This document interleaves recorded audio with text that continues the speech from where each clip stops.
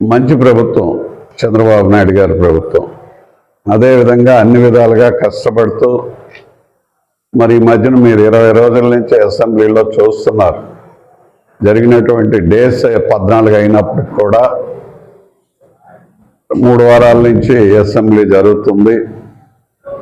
ఈ అసెంబ్లీలో గత ప్రభుత్వంలో ఉండేటటువంటి లోపాలు పాపాలు, వాళ్ళు చేసినటువంటి ఏదో పనులు, ఆ పాపాలన్నీ కూడా ఇప్పుడు మనకు వారసత్వంగా వెంటాడుతున్నాయి. అవి వెంటాడడం వల్ల ఏంటంటే కాళ్ళకి సంఖ్యలు వేసినట్టుగా ఈ ఫైనాన్షియల్ డిస్టర్బెన్స్ ఎక్కువ చేశారు. ఒక కరెంట్లోనే 1,39,000 కోట్ల రూపాయలు ప్రజల మీద భారం వేశారు 9 సార్లు పెంచి. మరొక 38,000 కోట్ల రూపాయలు అది బాగు చేస్తాం ఇది బాగు చేస్తామని బ్యాంకుల్లో వాడేశారు. ఈ 1,75,000 కోట్ల దగ్గర ఏ ఊరు ఇచ్చారు, ఎక్కడిచ్చారు, ఏం పోలు పాతారు, ఎక్కడ బల్బు వేశారు అని అంటే దానికి ప్రశ్న లేదు, జవాబు లేదు. ఎవరు ప్రశ్న వేసినా దానికి జవాబు లేదు.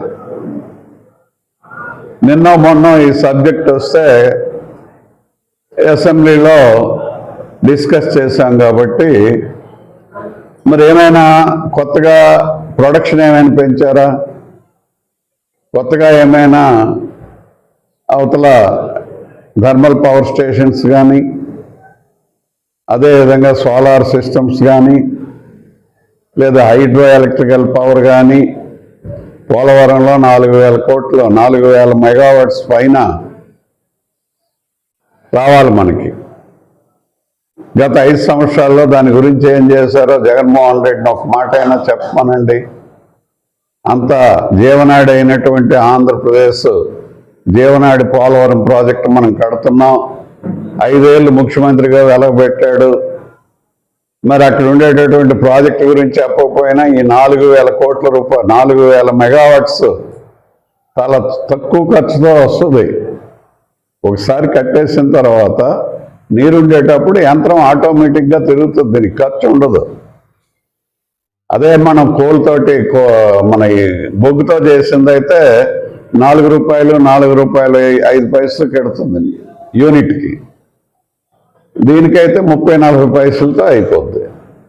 ఓన్లీ ఛార్జెస్ మెయింటైన్ చేసుకోవాలి, ఆ మిషనరీని ఓవరాలింగ్ చేసుకోవాలి. అలాంటి పోలవరం దగ్గర ఉండేటటువంటి హైడ్రో ఎలక్ట్రికల్ పవర్ స్టేషన్కి కూడా ₹1 ఆయన పెట్టలేదు. ఏం జరుగుతుందో ఒకనాడు రివ్యూ కూడా చేయలేదు. ఏదో సామాన్యుడు ఎవరైనా చేస్తే బాగుండు. సీఎం పోస్ట్ ఆశించినటువంటి వ్యక్తి ప్రతిరోజు డబ్బులు దండుకోవడానికి ఎక్కడేం వస్తుందని ఆ లెక్కలు చూసుకోవడానికే తప్ప ఒకరోజైనా ప్రెస్ కాన్ఫరెన్స్ పెట్టాడా, మీ ముందుకు వచ్చాడా 5 ఏళ్ళలో? ఒక్కరోజైనా? మీరు ఎంత సీనియర్లు కదా, ఎప్పుడైనా చూసారా?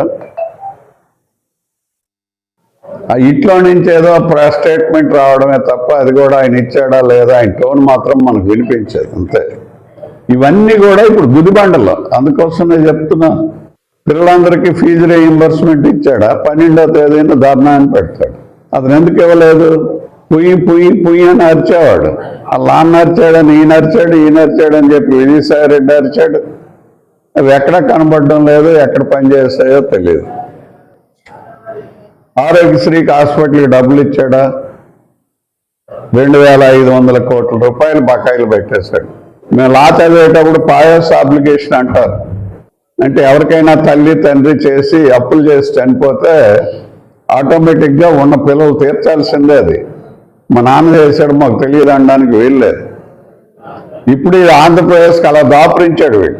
సీఎం పోస్ట్లో కూర్చుండేటప్పుడు జగన్మోహన్ రెడ్డి అనేటటువంటి వ్యక్తి ఆయన దోపిడీ అంతులేని దోపిడీకి ఆంధ్రప్రదేశ్లో ఉండే ప్రజానీకం బలైపోతున్నారు.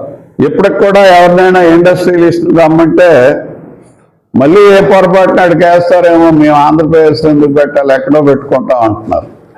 పయాస్ అప్లికేషన్ లాగా ఈ చేసిన చెడు పనులన్నీ ఇప్పుడు మనకు వారసత్వంగా వచ్చి ఆ అప్పుల సప్పులన్నీ మనం తీర్చాల్సిన పరిస్థితి కనబడుతుంది. రాష్ట్రానికి వచ్చే రాబడి ఆయన చేసిన అప్పులు వడ్డీలకు చాలడం లేదు. చంద్రబాబు నాయుడు గారు కాబట్టి ఏదో ఒక విధంగా నెట్టుకొస్తూ అవతల సెంట్రల్ గవర్నమెంట్ తాలూకా సహాయాన్ని కూడా తీసుకుంటూ లోపం లేకుండా ముందుకు నెట్టుకుని గవర్నమెంట్ని తీసుకెళ్తుండేటటువంటి శక్తి, యుక్తి, అందుకు కావాల్సినటువంటి ఆలోచన, ధైర్యము, అడ్మినిస్ట్రేటివ్ కెపాసిటీ ఉన్నటువంటి వ్యక్తి చంద్రబాబు నాయుడు గారు కాబట్టి ఈ రాష్ట్రం మనకేమీ లోపం తెలియకుండా ఓ తల్లి ఇల్లుని ఎలాగైతే మేనేజ్ చేస్తుందో ఆ విధంగా రాష్ట్రాన్ని ఎంతో కష్టపడి ఈ వయసులో ముందుకు తీసుకెళ్తున్నటువంటి వ్యక్తి చంద్రబాబు నాయుడు గారు అని చెప్పక తప్పదు. అవతల కరెంట్లో కానీ, యువతల రైతులకు సంబంధించిన వ్యవహారాలు కానీ, అవతల సోషియో ఎకనామిక్ ప్రోగ్రామ్స్, మరి పిల్లలకి ఇస్తామనేటటువంటి ఫీజు రీఎంబర్స్మెంట్ కానీ, ఉద్యోగాలు జాబ్ క్యాలెండర్ ఇస్తామన్నాడు అది కానీ, ఏది తీసుకున్నా ఫెయిల్యూరే. మరి 9 లక్షల కోట్ల అప్పులు ఎక్కడ పోయాయి? ఆ డబ్బంతా ఇప్పుడు కరెంట్లోనే చెప్పుకున్నా 1,70,000 కోట్లు వచ్చింది. ఏది కొత్త ప్రాజెక్ట్ ఏమైనా తెచ్చాడా? ఇప్పుడు కొత్తగా వేస్తామని కరెంట్ ఛార్జీలను కూడా చంద్రబాబు నాయుడు గారు ఆపేశారు. అదే జగన్మోహన్ రెడ్డి గారిని గెలిచుంటే ఈ 23,000 కోట్ల రూపాయలు మన నెత్తి మీద 10వ వేసేవాడు. 9 సార్లు 1,29,000 కోట్లు వేశాడు. ఇవి ఎలక్షన్లు అయిపోయిన తర్వాత పెట్టుకుందాం అన్నదే ఈ మధ్య పెరుగుతాయన్నది వచ్చింది. ఏదేమైనప్పటికీ మనం పెంచమన్నాం కాబట్టి ఆపేద్దాం, ఏదో బాధపడదాం అని చెప్పి చంద్రబాబు నాయుడు గారు ఆపేసి ఆ డబ్బును మళ్ళీ డిస్కమ్లకి ఇచ్చారు గవర్నమెంట్ నుంచి. మళ్ళీ వాళ్ళు ఎక్కడ తేవాలి?